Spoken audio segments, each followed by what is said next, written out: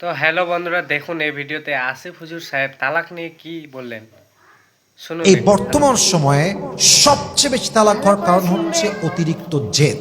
বেশিরভাগ মেয়েরা প্রচুর পরিমাণ জেদি, ঘাড় এতটা তেরা, যা বলেছে তাই বলেছে, এর বাইরে সে যাবেই না। অ্যাটিটিউড, ঘমন্ড, ইগো, অ্যারোগেন্স, এই অহংকার, এই জেদ, এই হিংসা, এই ব্যক্তিত্ব পরায়ণতা, নিজের প্রতি নিজের প্রচুর পরিমাণে তার এত বেশি সেলফ রেসপেক্ট যে ইগোর ঠেলায় সে বাঁচে না। এই জেদ ভিডিওটি একটা ভালো লেগে থাকে তাহলে সম্পর্ককে ভিডিওটিকে লাইক করবেন, একদম সাবস্ক্রাইব বিচ্ছেদের করবেন। গড়ায় নিয়ে পৌঁছে দেয়, ঠিক কিনা বলেন?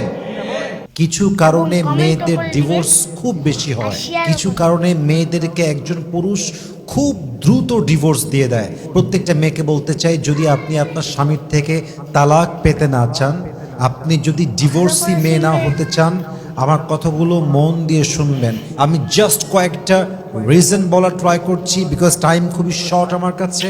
আমি চেষ্টা করব এমন কিছু পয়েন্ট রিপ্রেজেন্ট করার জন্য, যে পয়েন্টগুলো শুনলে একজন মেয়ে তার ভুল বুঝতে পারবে, একটি সংসার বেঁচে যাবে, একটি জান্নাতি পরিবার তৈরি হবে। বলেন সবাই ইনশাআল্লাহ।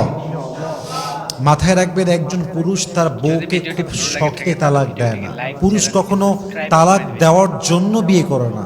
পুরুষ যখন বিয়ের পরে দেখে যে পার্সনটাকে আমি বিয়ে করেছিলাম, this person is not the same person, এই মানুষটা আসলে সেই মানুষ নয় যে মানুষটাকে আমি মন থেকে